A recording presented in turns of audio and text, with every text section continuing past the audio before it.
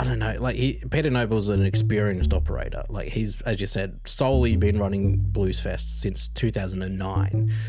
For that to be the reason for the cancellation, like to me, like they haven't been blindsided by rising production and logistic costs and insurance costs. Like this, we've spoken about this with festivals for the last 2 or 3 years. The Australian festival scene as we knew it, as you and I grew up, Cam, and maybe some of our listeners who are of our vintage grew up, you saw these events, you wanted to go to them straight away, you went to them, you had a ball, and it very much defined the Australian music landscape. That's gone as we know it. And that's not to say nothing's going to fill its place, but as it stands, that is gone. Gentlemen, this is Democracy Manifest. All right, check 1, 2. Do we remember how to do this? I don't remember how to count. I can't even count past 2. We never knew how to count, to be fair. But no, we're back. Homebrewed boys are back. I don't think much happened in the world since we last sat down to record in December. I think the world, for the most part, has remained normal. You know, no global conflicts or leaders being kidnapped or, you know, anything of the sort. I think the world is as it was. Yeah, well, I think we sent that email out before we left to various government agencies and peak bodies around the world, asking them to just tone down on the ridiculousness while we were absent. And for the most part, they seem to have listened and held up their end of the bargain, which is really, really good. So we can mail them their $4 now. Very respectful of them, yeah. Been really calm. Not much that we've really missed, I don't think. No, I mean, I haven't actually said this publicly, but I've had the thought process, like to clear up the absence with both went overseas holidaying and whatever else. When you left overseas in January was a week after the Venezuelan president was kidnapped. And you were going to South America. And I was like, oh, are you nervous? And then you flying home was when the conflict in the Middle East was kicking off. And it was like, oh, are you nervous? Just two different problems, but also things that definitely disturbed traveling and flying and potential holiday plans happening in the world at different times, but sort of bookended your trip. It really did, yeah. The Middle East stuff kicked off like a week or two before we flew back. So we kind of got back by the skin of our teeth, and I frantically booked all remaining flights in expectation once that Strait of Hormuz got closed that it would choke all supplies, and it eventually did. But yeah, I think it's been very strange. And for those who've missed the last podcast we recorded at the end of last year, Cam, you jetted off to Europe for a while, came back, and then just as you returned, I took off to South America for a couple of months. So we basically just said, we'll be back, but just later than normal. And we had an extended homebrewed break where absolutely nothing of significance happened. And now we're sitting down to go back again. But it's good to be back. We're sorry. I was personally confronted by a Patreon donor recently who goes to me, well, what am I paying for? And I said, mate, just hold on. Okay. We're coming back. I am sorry about that. We probably could have made more socials posts. To be completely honest with you, the end of last year for me in particular, Cam, I can't speak for you, was a shit show. So it was just kind of like get the year done, leave the country and come back rejuvenated, which worked quite well. And I think there's also no coincidence here that we're recording this on the Tuesday following Easter. And according to the Bible, on the Sunday, I believe it was, Jesus rose. He bounced back, not dead, I'm back, move that big rock, let's go. Yeah. And what it is mentioned less in that text, that historical text, is that 2 days following that, the Homebrewed boys also kind of moved a rock of our own, which is in the form of the NBN this morning, and have returned as well. So I don't know what's more significant to you. I think I know the answer, but a big week for historical figures nonetheless. Yeah, I mean, look, people will look to the overseas holidays and the extended travel for our long break, but really we were just, taking our own time to really appreciate, from Christmas, really, but Jesus's birthday right through to now, Easter Tuesday, which is always formally known as the resurrection of the Homebrewed podcast. So, that we were just paying our respects in that long absence, and that's the real reason for it. It's not because we were wanting to holiday overseas and spend far too much money and come back with no money in return. Which I suppose on that note, thank you to all of our Patreon subscribers for sticking with us over that time. That money has not been to line our own pockets and overseas holidays, I can assure you. But the support, we did say when we left last year, you can cancel the sub. We certainly understand, but none of them did. So I really do appreciate all of you. So there's a couple of the freebies in here, but I'm going to name Ben, James, Angus, Dan, Patrick, Greg, and Daryl. Thank you very much for your ongoing contributions. If you would like to join the Patreon, there is a link in the description to do so. But yeah, very, very thankful that you've continued your pledges over our very long break. And just to be really clear, so that you don't think we just spend it on our holidays, there's a separate homebrewed account. The money goes into the homebrewed account.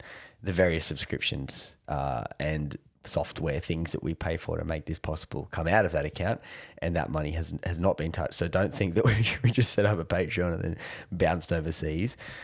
It has gone towards what we do, and we'll continue to do so. But yeah, we are very, very happy to be back. Especially given the loss of Kyle and Jackie O. I think there's a good opportunity here for us to fill that void, and I think we're already going to do that. I would have loved to have them as an enemy, to be honest. We've spoken kind of at the end of last year about having all these enemies, and then the enemies just drop off, and we've defeated them all. Like this is what you're getting at. Like we had NBN. Well, it started with Hobber and Hing, the podcast. Because, there were two blokes, they had Australian music connections. It made sense. And then the second we said, you're our enemy, our rival, they just stopped producing podcasts. So I was like, okay, cool, we won that one. And then NBN became our enemy, which is, we found it fun to constantly, you don't know which one we're talking about, the National Broadcasting Network, which is the Channel 9, regional network, or NBN, the broadband network. And then since then, barring this morning, we both sort of had our internet problems fixed. So I thought, okay, that's cool. And then the NBN regional news network, they got bought out by Win, which I thought were the same thing, just rebranded, but apparently they're different companies, and NBN has been bought out by Win. So we've defeated that rival as well. Yeah, and then we lose the ambiguity of not being able to discern whether we're referring to the National Broadband Network or the Regional News Network, which was the whole fun of it. And then before we can even put Kyle and Jackie O in our crosshairs, they blow themselves up. So I mean, what do we got to do to get an enemy around here? It's not easy. But instead, we'll focus on our friends, you, the listener. It is great to have you back. Sorry for the extended absence. We hope you did listen to that past episode and understand that. We probably could have dropped a socials video or two, kind of reminding everyone of that. But either way, we are back. We're going to talk about the music news today. We've got a big one to come back on, which I think is only fair. We're not going to come back and chew your ear off about a obscure government grant, although that will get mentioned in this story. that filters into the story. I just wanted to talk about very quickly. It's not going to be a travel time, adventure time, but just a very quick story from my travels.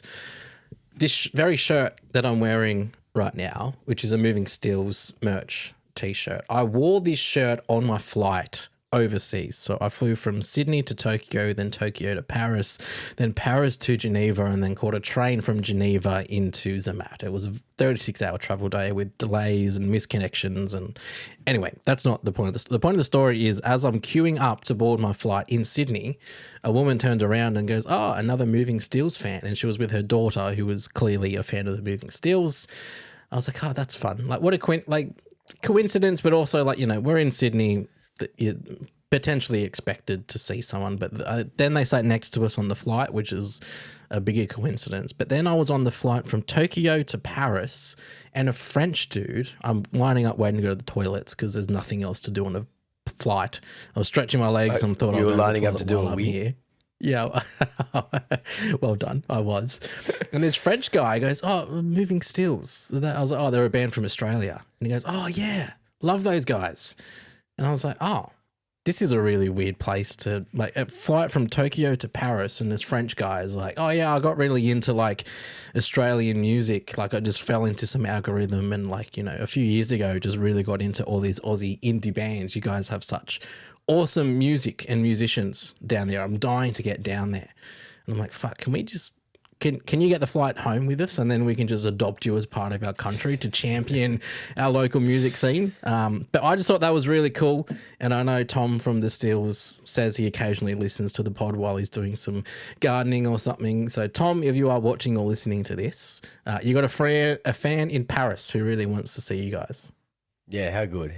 At not just national but international recognition of Australian music.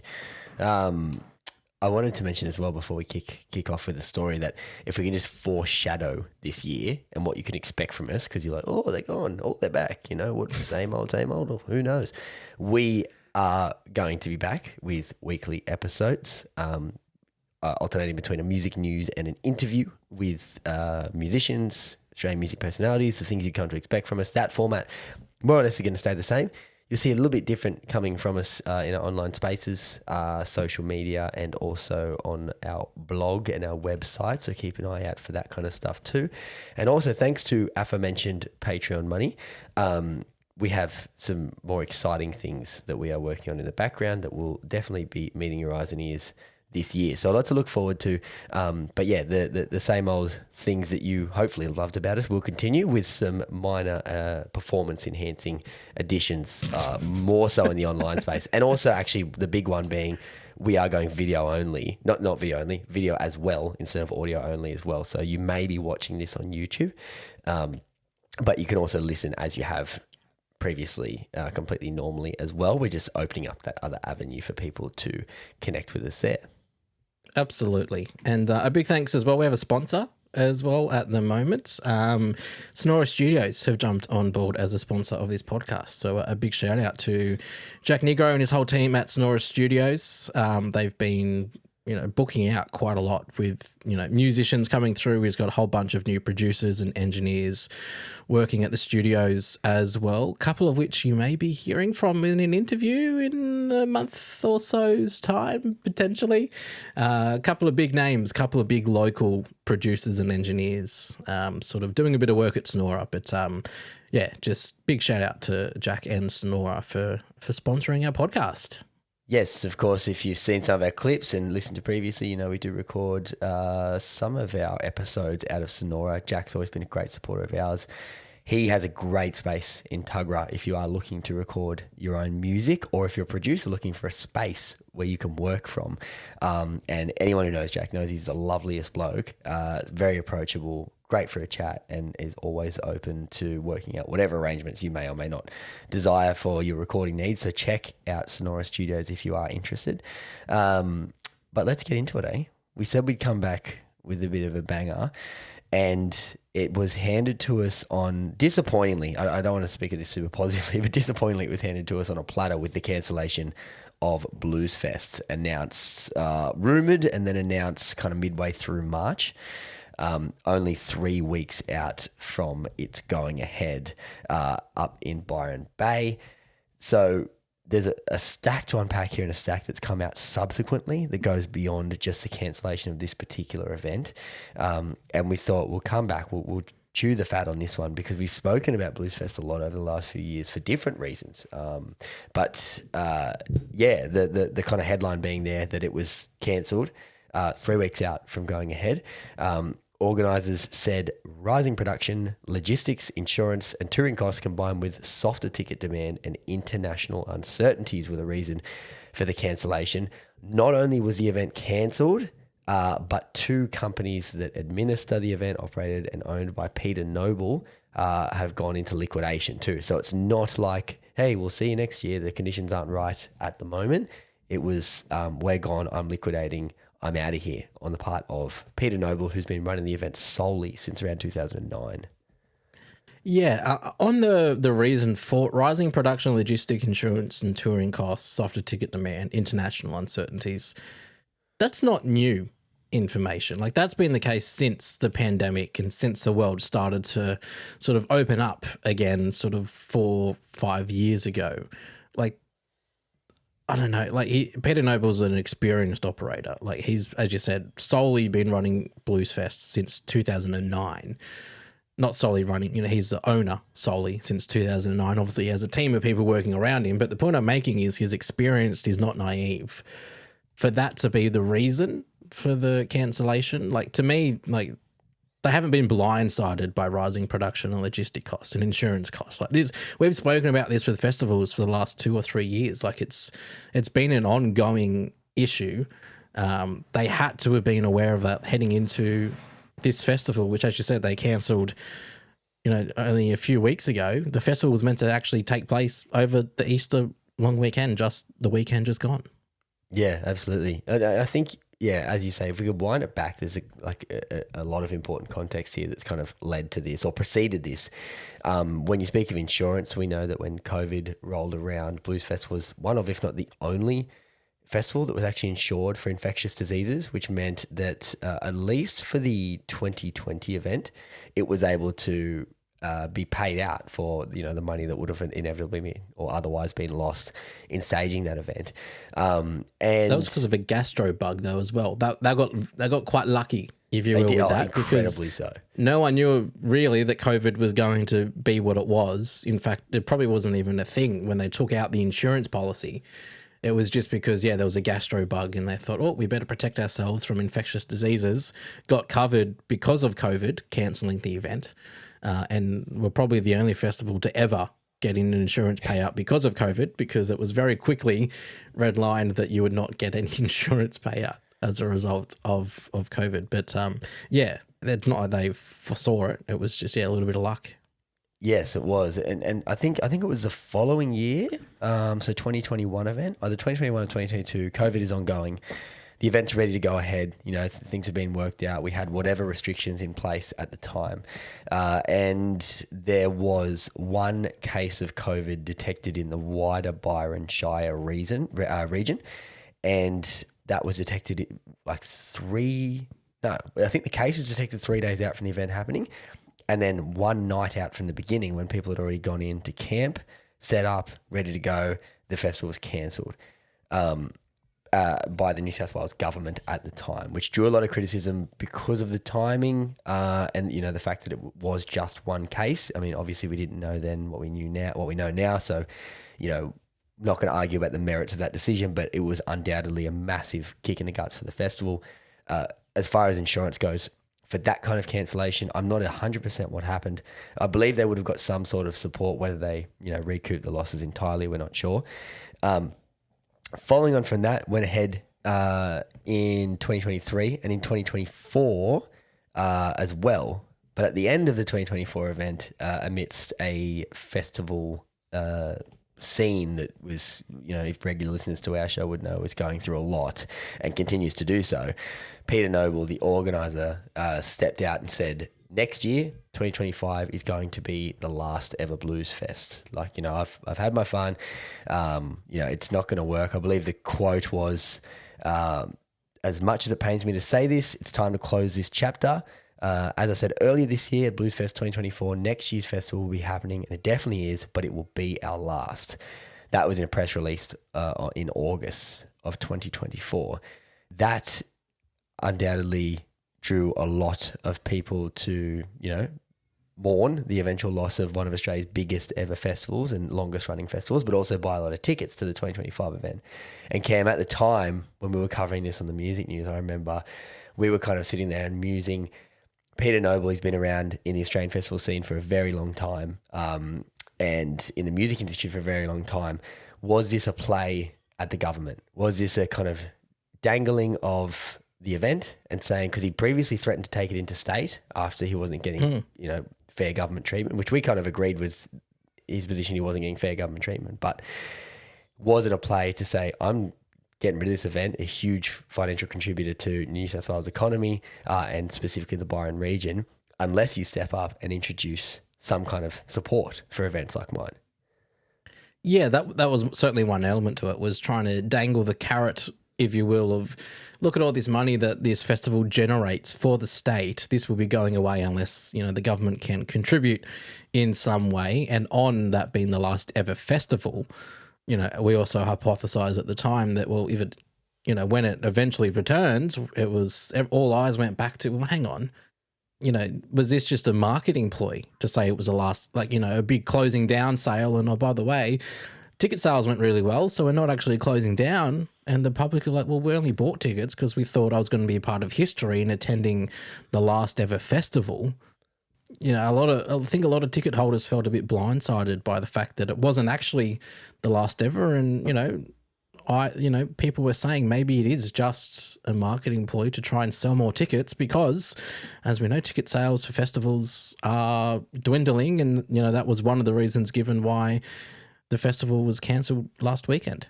Yes. And sure as shit, yeah, the event of 2025 went ahead, had over 100,000 people go through the gates. Massive. Because people thought it would be the last ever, part of history, etc., etc. Yep. And then, after that, he went, okay, well, we maybe actually will go ahead with it next year. Not only that, following his comments of the press release I read earlier in August of 2024, the months that followed, the New South Wales government announced a Contemporary Music Viability Fund, which handed Bluesfest $250,000 in April of 2025. So either just before or just after the 2025 event was due to take place. And the Australian, which has done a lot of reporting and an actual 11-month investigation on this, obviously that kind of preceded the cancellation of the event entirely.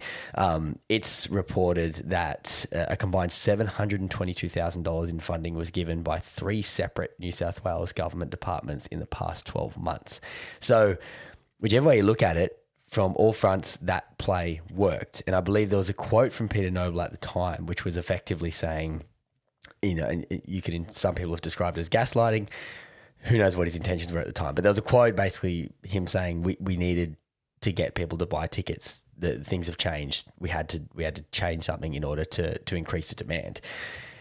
And I can kind of sympathise with that because we know that the events and festivals have been on the back foot since COVID regarding ticket sales, and it has been consumer behaviour and punter behaviour of leaving ticket purchasing to the last minute or just changing behaviours as well that have meant these events are struggling to survive. So it was almost like a kind of return serve to the average punter who's not giving the assurances that events need early enough. Obviously, that's a very controversial way to do it, and it got a lot of fans offside.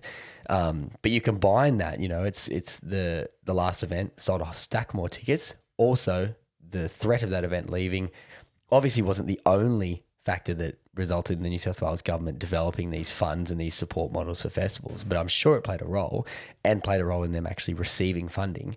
So they've got 100,000 ticket sales and $722,000 from the government off the back of that announcement. You'd have to say it definitely worked. Yeah, but not a sustainable model, as is evidence that, if you're tricking, punters, if you will, to buy tickets, because, by a marketing ploy and, pleading to the government for some funding, and it's not going to be a sustainable model because governments won't continue to prop up a festival. People won't continue to buy tickets for it being the last one. As I said, it's like a closing down sale. Eventually you go, well, not actually closing down. I don't need to, panic buy and purchase a festival ticket because it'll be around. And turns out it's not anymore. And, that you mentioned the 11-month investigation. That does dive much deeper into Bluesfest and some other conduct by Peter Noble, some allegations there, which we will also touch on. But on the festival itself, Peter Noble in the announcement said that after careful consideration, we concluded we could not proceed in a way that would meet the standard of our audiences, artists and partners expect. He also said that a liquidator would contact ticket holders for, quote, potential refunds. That word potential got a lot of people alarmed. And actually, Queensland insolvency firm, the managing principal, Jason Beatles, confirmed to the Australian as part of their investigation. He said that Bluesfest used Moshtix as its ticketing agency, which meant the funds went directly to Bluesfest, and therefore all ticket holders would unlikely ever be refunded. Tickets cost as much as nearly $700 plus a booking fee for a 4-day pass. Yeah, so not cheap, particularly at the moment when everyone's paying ludicrous amounts to fill their car up and inflation from that oil shock is being baked into prices everywhere. And I think that's part of what's really like maybe it's a bit of naivety. I think reading people's accounts after some of what we're about to talk about has come out. Maybe this was a bit known amongst the industry, but from our perspective, we'd always kind of seen Peter Noble as an Australian music champion. He has an Order of Australia medal, and had done really, really good things. Bluesfest, an incredibly successful Australian festival, world renowned, the biggest one pretty much that we had. But what's really left a lot of people, obviously, with bad taste in their mouth is there's well over 10,000 ticket holders that are owed hundreds and hundreds of dollars, some thousands of dollars, not to mention the creditors. The combined owing is about $10 million. And obviously, all this state government funding has been received. Whether that went all into last year's event or some was going into this year's event, we don't know. We also know it does cost, before you even open the gates, about $15 to $20 million to put on an event like Bluesfest. So there's every chance all of that money has gone into the setup of the event that didn't go ahead. But it doesn't seem like any ticket holder are going to be getting or very few are going to be getting their money back, let alone creditors that are owed that combined $10 million. The announcement was only made 3 weeks out from the festival going ahead, and the 2 companies that kind of administer and run the festival, owned by Peter Noble, were quickly liquidated. So obviously that doesn't suggest to people, regardless of what's happened behind the scenes, that there's a great willingness to give everybody their money back. And I don't imagine Peter Noble's gone completely broke off the back of this either, which would be very difficult for people to tolerate, given they've, in a lot of cases, lost $700. Yeah, and even you mentioned the $722,000 in combined state government grants that the festival received. We don't know how much of that, as you said, went to last year's festival, how much of that was going towards this year's festival. But you have to assume that some of it was going to this year, given that they were sort of April last year when the grants were handed out, which is around the time the festival was going ahead. So some of it surely went towards the festival, which is just now being cancelled. Is there a way for the government to get that grant money back? Are there processes in place where we've given you money to deliver the festival, you haven't delivered the festival? Like, if I hired you as a contractor, you didn't deliver the job that I paid you for, I'd be tracing you down for money. Even if you went into liquidation, I would think that surely there'd be a way to get some funds back. But yeah, I don't know whether the government has that in place, and maybe as taxpayers, we just need to cop that on the chin and say, well, I guess we're not getting that money back as well. And if you paid, $700 for a ticket, you're even further out of pocket than the regular taxpayer is. Certainly, yeah. And obviously there's 2 ways of viewing this. As I said before, the best case scenario is we know, and our former executive has come out and said, to put this event on before you even get punters through the gate, it's going to cost us about $15 to $20 million. That's from the Bluesfest perspective. So it's for those who aren't aware, it's an enormous event. It's 5 nights in Byron Bay, a sprawling site. These are huge events. You're basically setting up a mini city for this period. So they cost a lot of money to put on. So the best case scenario from that is that money has already been paid to people who've already provided services in the setup of the festival. 3 weeks out from the festival going ahead, it would have been in setup mode already. And obviously people need to be paid in advance for that. The worst case scenario is Peter Noble knew, and I'm not saying this is true, but the worst case view of it is that Peter Noble knew that there wasn't going to be a 2026 event, or that it was very unlikely. Persisted, got the grant money, and then 3 weeks out went, nah, not happening, liquidation, I'm off. See you later. No one's getting paid. No one's getting their money back. We haven't gone into it, but there's creditors that are owed tens of thousands or hundreds of thousands of dollars that aren't going to get that money. Meanwhile, the event organizer walks away. So there's 2 ways to look at it. Neither of them are good in different ways. But off the back of this as well, there's Andrew McMillan's a journalist from The Australian. He's done an 11-month investigation into this. And following the cancellation of the event, the Australian published an article revealing 21 former Bluesfest employees that had made serious allegations about Peter Noble's conduct in the workplace, including an alleged pattern of bullying and verbally abusing staff. They noted a particular event that happened in 2004 that ended Peter Noble's relationship with his former business partner, Kevin Oxford, who used to run Bluesfest alongside Peter Noble. And it's kind of resulted in a bit of a floodgate of allegations of bullying and verbal abuse, at the very least, being leveled against Peter Noble from people who have worked with him in the event or worked directly under him. for the event. Must stress, these are all allegations at the moment. Peter Noble, for his part, has denied them, but also allegedly made some interesting comments to other people saying that there's worse ones out there. So make of that what you will. But it's really changed the view of Peter Noble, of Bluesfest as well, and put a really sour taste to the end of it, particularly when you consider this could have ended in 2025. This is the last event, big grand hurrah, lots of people through the gate, dust your hands off, everyone got paid, walk away. Instead, they pushed for another year. They cancelled it at the last minute. They owed heaps of people money and haven't paid them. Phoenix are two companies that ran it. Off you go. And to boot, a huge amount of allegations have then subsequently come out about the organizer that was, prior to that, kind of seen as, an absolute legend within the Australian music industry. However, now, that's up to history to decide, but the reputation has certainly been affected, we could say.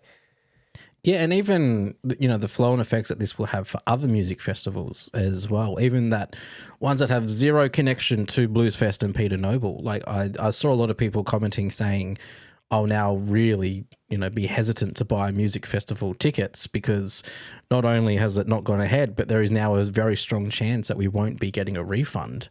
What does that say for your Lost Paradises or your Groove in the Moo, which has made a return, which we'll also maybe touch on. But the fact that you have other music festivals still going ahead and really, really requiring ticket sales early on to be able to pay some upfront costs and then hope that other, the tickets sell out closer to the event date, and that's when they can sort of recuperate their own losses.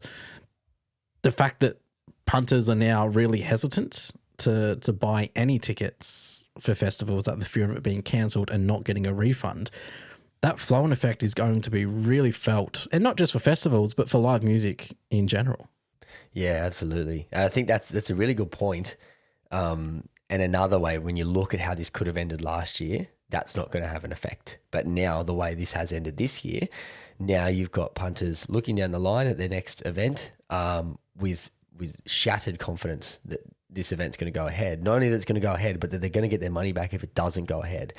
And so people, the good people that run Lost Paradise, the good people that run Beyond the Valley, these big 3-day festivals, amongst others that are run annually in Australia, are now going to be dealing with a whiplash of consumer behaviour, having looked at that. So that's another kind of, very, very negative outcome of this. And the other thing as well that I've kind of, when I saw this, I was like, wow, because in the last few years, if you think of festivals that we consider to define the Australian music scene, you had your Bluesfest, Splendour in the Grass, of course, Falls Festival, of course. They're all Byron Bay based ones, but 3 of the biggest in the country, as well as Groove in the Moo, Spilt Milk, a whole bunch of others. Go as far back as Big Day Out? You could go as far back as Big Day Out, but in the last few years, like the number, there's so many that we're not mentioning and so many smaller ones. It's in the dozens that have cancelled. And it just made me, ask the question is like the Australian, well, it's not even the question, I think it's a fact. The Australian festival scene as we knew it, as you and I grew up, Cam, and maybe some of our listeners who are of our vintage grew up, you saw these events, you wanted to go to them straight away, you went to them, you had a ball, and it very much defined the Australian music landscape. That's gone as we know it. And that's not to say nothing's going to fill its place, but as it stands, that is gone, and the way we understood it is gone.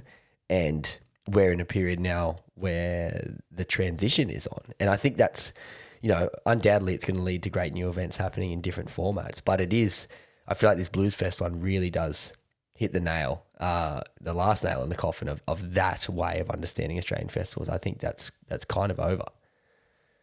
Yeah, it is a really interesting point. And it is something that we have discussed about the format, if you will, of these music festivals and, particularly these bigger multi-day festivals. If you're going and you're spending $700 just for, the music, you're going to want to make sure that you know and love just about every artist on that bill, because if you don't, you're spending a lot of money just to see only a handful of artists when you're better off probably seeing their shows specifically. And I think that's where this format that we've seen that was successful for a very long time, obviously as ticket costs have risen, cost of living has risen, there's so many other factors which we know play into it. But I think if you can offer, like Lost Paradise, for example, they do other little things around just the music. If you're not vibing the music, you can go do some yoga or some other wellness things, or there's other festivals which have different creative and artistic elements to it that isn't just the music that's on the stage. And that could potentially be the model moving forward, to maybe try and get a bit more value for money for the people who don't just want to see, every musician who's on there. But the other side of that is maybe the lineups that these festivals are going with isn't enough to attract the punter to these festivals anymore as well. We've sort of seen the electronic music scene really pick up in popularity, particularly with the younger demographic. Maybe that's, where we're missing the mark with these festival lineups. It's appealing to people like you and I, Eamon, to see a lot of these headliners at these festivals because it reminds us of, these are the type of artists who were performing at festivals when we were 18. But at the same time, we have mortgages, we have, other loans and other costs and so many things that buying a ticket to a festival, it's not as accessible as it was when we were 18. But the lineup at these festivals is more targeted to us than the 18-year-olds who might have that disposable income. Yeah, I think there's many 18-year-olds out there who would take offence to the allegation that they have disposable income. But I know exactly what you mean. Well, maybe yeah, I'm thinking back to when I was 18. I was, working casually. I was at university, but I was still living at home. So I didn't have, there's as much outward cost. I certainly had a lot more disposable income then than I do now, but also I recognise the cost of everything has increased from, in the last, 12 years since I was 18. So and also a lot's I think changed, as well, I'll acknowledge. You don't have big ticket well, very few 18. Well, I didn't until I was well into my 20s, decide that I would start saving towards, something more significant than the next big event. And that was kind of what dominated me from kind of 18 to mid-20s, was just saying, what's coming up? That's what we're saving towards. Bit of money in the background if you can manage it, but as long as I've got enough to get me there and back, I'll go back to work when I get home. And that was kind of how it ran. And obviously that would be the mentality still for a bunch of people within that kind of 18 to 24-year-old range. But the other thing that I kind of ponder, and this is purely just a theory of mine, but it is backed by anecdote. I've had a lot of conversations with a lot of people who work in the space who say similar things, was that the 18 to 24-year-old demographic is well, they're just hitting 24 now, is the COVID demographic. So the 18-year-olds who, when they had that kind of formative birthday, where most of us in the past were normally then going out to pubs, clubs, big music events that we couldn't previously get into, all those kind of things, that was kind of like, bam, you turn 18, you start running at those kind of events.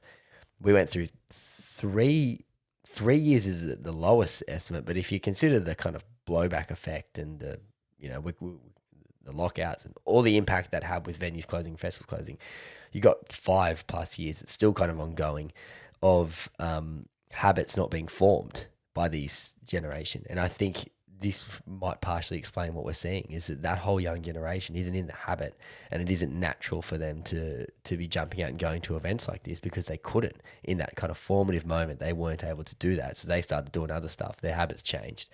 And then maybe the younger siblings or the people that came on through after them looked up to them and saw them doing that, and they've done the same thing. And I think that's personally think that's goes a long way into explaining what we're seeing amongst a range of other factors, cost of living being one of them as well, changing formats as well, I think is a big one too that you mentioned before, Cam. But I think it's just a total change of that peak kind of 18, 24-year-old age range consumer behavior, which is quite sad. Not saying they're not having fun with whatever they're doing now, but it's a big loss. And it's going to take probably another few waves of that age coming through, turning 18 and with events available at their disposal to kind of bring that back. And then maybe we'll see the rise of a new type of event or a new, format or anything like that coming through. But right now it does really feel like we're in the lull. And I think that COVID period has a lot to do with it.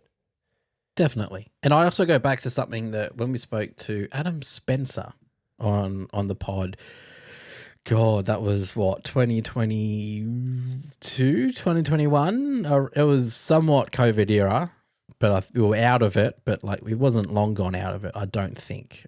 It could have been 2020, to be honest with you. I don't really remember, but we spoke to Adam Spencer, and we obviously spoke to him about his time at Triple J when he was on Breakfast with Will Anderson, and he was talking about the festivals back then, right? Going a big day out and traveling all around the country, and how the touring artists would love it because it was our summer, but their winter. So if you're coming from the Northern Hemisphere to us, you're playing part of the Australian music festival scene. Triple J had such a core role because you had a national broadcaster playing their music all over the country, that it didn't matter whether they were big day out in Perth or in Sydney. Everyone sort of knew their music. They were singing along. The internationals loved it. Where obviously we know now the cost to get an international artist to come over and play at these festivals is high. So I also wonder whether that's had some sort of impact as well on how these festivals are structured, the interest from, fans, not just the hardcore, Aussie music Triple J fans, but the more casual fan who might have gone to Big Day Out just to see the Red Hot Chili Peppers, as opposed to going to see more of the Australians who were on that bill. I do wonder whether that's also had an impact on the modelling and the ticket sales, as well as, as we've said, there's a lot that has gone into it, but there are, I think, a few key factors which have seen the flow-on effects continue since COVID. Yeah, absolutely. And it's sad. It is sad. I mean, an optimistic view, and I think that will happen, is that something new will rise in its place. It just might take a little while to do that because there's always going to be music and culture and people wanting to consume those things in various ways. But it is sad, at least from our perspective, to see what looks like the end of that era as we knew it. It's now more history than it is now. But of course, there are really good events that are pushing on, like Beyond the Valley over New Year's persists. Lost Paradise persists really well. I haven't been to Beyond the Valley, but I have been to Lost Paradise, and they create a really good atmosphere at their event. It does have that kind of boutique feel to it, which we've spoken about in the past. We're going to an event more because of it's like you'd go to the event irrespective of who's playing, because the event itself, how it's organised, how it's run, and how it's put on, has such a good reputation. And I think that's probably where we're headed. And that's a great thing. Like the events that fit that bill that I've been to have been some of the best that I've attended. But obviously, you kind of see old clips from these events, from your Splendors and your Falls and your Bluesfest, and it is sad to see. And I think specifically with the Bluesfest example, it just could have been so different. Like had he stuck to his word, that being Peter Noble, said 2025, it's the last one, it could have been this, euphoric celebration, and everybody would have walked out a spectacularly successful final event. Everyone's out, hang up your hats. Instead, we're left with a mess, a total mess. A lot of people unhappy, a lot of people owed money. And then this obviously separate story of the kind of raft of allegations that have surfaced subsequently as well. So, I think it would have been better if it had events in 2025 instead of all this pain. And as you said, Cam, too, the lack of confidence it does for ticket sales, that affects other events too, which is not what we need right now. Definitely. And I also think, the way that, as you said, 2025, last one ever, massive ticket sales, also got lots of government funding as well. And then to go again this year, it almost feels like a problem gambler going, just one more. Like I know that if I get one more big thing, I'll be back in the green. I won't be in the red. I won't owe money. Just like one bit more. And then I got to 3 weeks out from the festival and it was like, okay, it's not happening. We need to pull the pin. We're going into liquidation. That's just, it's an observation. I'm not saying that's what's happened, but that's something that I can possibly equate it to as to why it was held on to the very last minute, despite last year being such a success, despite getting so much government funding. I think it does point to far more underlying problems, whether at the organisation or how the festival was managed. Yeah, and the other note that we haven't quite mentioned yet, I'll just briefly mention as well, is there's been interviews subsequently with a former Bluesfest executive by the name of Jason Clare. He served as the festival's head of marketing from 2023 to 2025. He did a YouTube video with Rolling Stone Australia and New Zealand, basically saying that this was coming. This was coming for a while, which again doesn't paint the decisions of Peter Noble very well.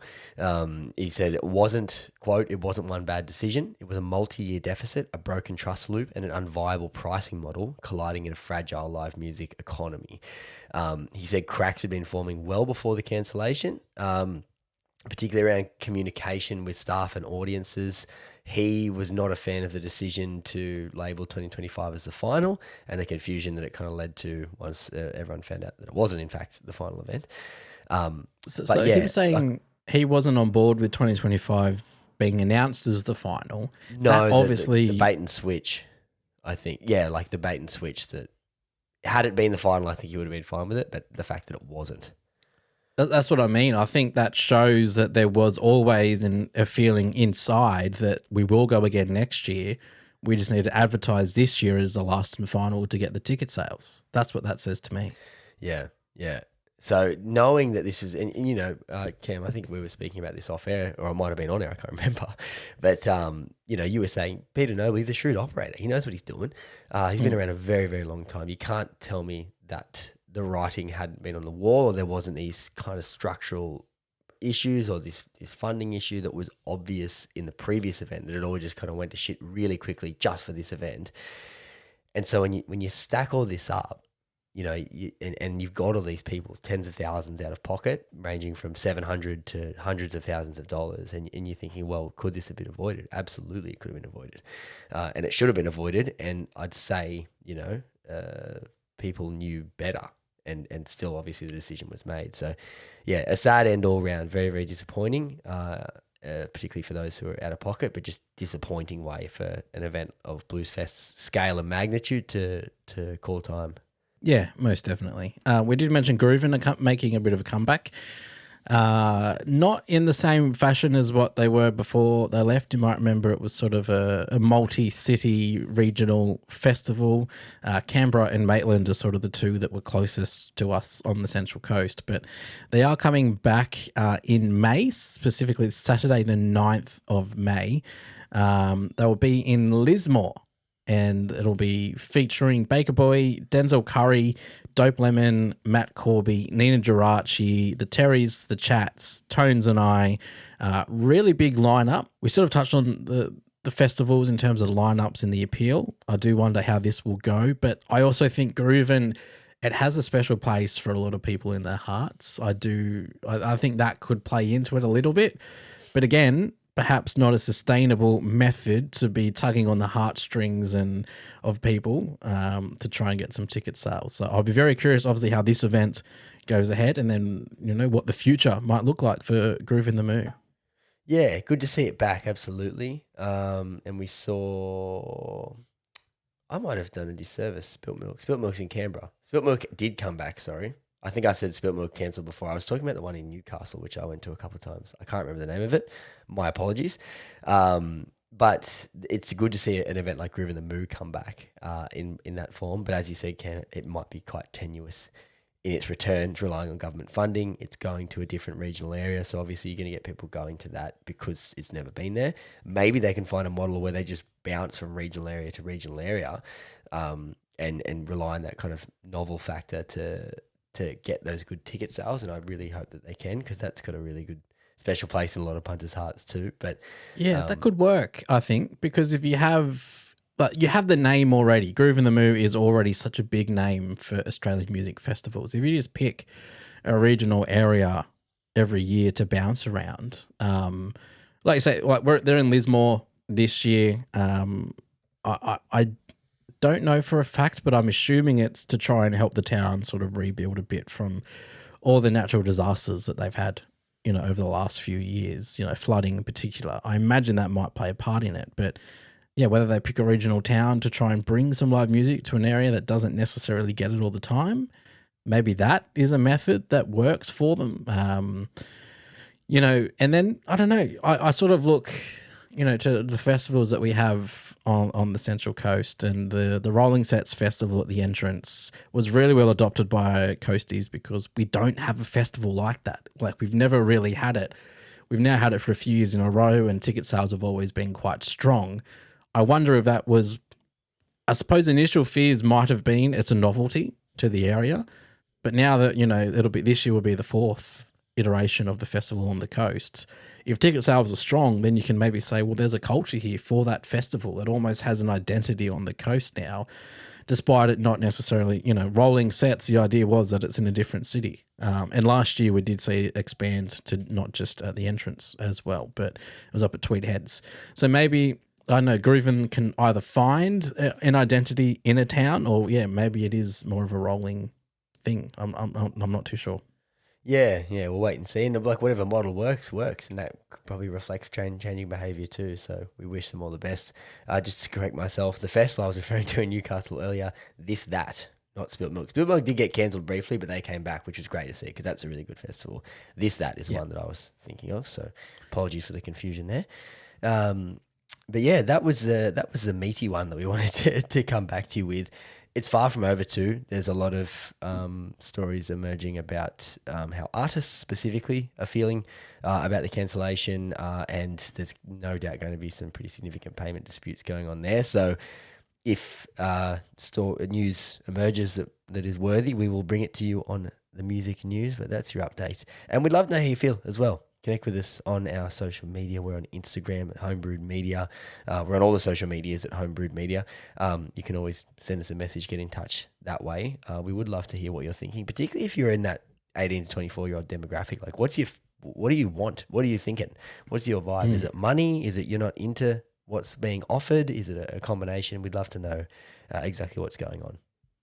Yeah, absolutely. And keep your eyes across all of our channels, because we are, as Eamon said, we are working on things in the background to try and make it better for you, the listener of our podcast and the person who does engage in our content, to try and provide a better place for you to do all that. Our website will be slightly different moving ahead this year. But yeah, things we're not ready to properly announce yet. I may have already said too much, but things are occurring. Absolutely. Exciting things ahead, despite us launching our podcast for 2026 in April, 4 months into the year. But we have been holidaying, but we haven't just completely forgotten and abandoned this project and given up, any, hope or passion for it. If anything, it's probably grown a little bit more since our absence. But anything to add? I actually just popped into my head the Central Coast Block Party, which I saw announced recently, with Boy Soda headlining just in the festival space. That was announced, we're recording this on Tuesday the 7th. That was announced about 4 days ago. May the 3rd, Sunday, May the 3rd, there is going to be an event held in Gosford. Boy Soda, local hero, headlining it, and it's been touted as also having local headliners, local bands and DJs in Gosford. So noon till 8 p.m. that's running, and it's going to be Man Street between Donison, the Archibald, and Erina Street, Hotel Gosford. Will transform into a pedestrian-first playground on for the Gosford Strip Block Party. So that's the new Voco Towers, and all the way up to the new Gossie Hotel. That road's closing, and there's going to be live music there. So that's some positive Central Coast focused event that is coming our way, and that just popped into my head at the last possible moment. Yeah, there's some really cool stuff happening locally for us on the coast, and Central Coast Music and Arts, I think, deserve a lot of credit for that. Greg Carey and the whole team that are there are really championing the scene. They're really working with council. They clearly have a very good working relationship with council to get a whole street closed in Gosford for a music event. Like, when would you have heard of that 5 years ago? I don't think you would have been lucky to get a park scheduled for a music event, let alone closing down a street for a block party, which I just think is really cool and a testament to the work that the crew are doing at Central Coast Music and Arts. Yeah, and also local government too. Liesl Tesh has been a big champion, and we've kind of spoken on and off with her over the last few years about wanting to do exactly things like this. And this event will be supported by the state government Uptown program, so that it is receiving state government support. It says that the Gosford Strip precinct has spent the last 12 months building a business and community alliance to activate the CBD, and as part of this event, every business that is on that street will be open and remain open. So I don't really see any negatives to an event like this happening in the heart of Gosford. I think it's a really good thing. So that's Sunday the 3rd of May. Make sure you keep your eyes peeled for that. A bit coy about the lineup so far, but I'm sure a bit more is going to be announced as things progress. But that's a positive note to end on. And you know what? Like our area, the Central Coast, has really bucked the trend in recent years with events like Gossy Weekender, this event like this, Rolling Sets event, and the work that Central Coast Music and Arts have been doing to spotlight local music, provide more spaces for that to occur. We had the Light Up event for Audrey Griffin as well last year. Some really great things happening in that space that are very community focused. So long may that continue. And maybe we can be a bit of a blueprint for the rest of the country to kind of turn around these fortunes. Yeah, follow in our footsteps, please. Everyone else, but that will do us for the return of Home Brewed. We have arised again after a 4-month leave of absence. But thank you very much for listening and for not forgetting about us. Or if you did forget about us, thank you for going, oh yeah, these guys, I'll tune into their podcast again, and for making it right to the end. We really do appreciate it. If you're watching this on YouTube, hello. Drop us a follow or subscribe. Wave. Subscribe to our YouTube channel. We will be posting regularly on our YouTube channel. So if you do prefer video podcasts, follow us there. That's the place to go. But that's enough rambling for today. We'll see you in the next one. Bye.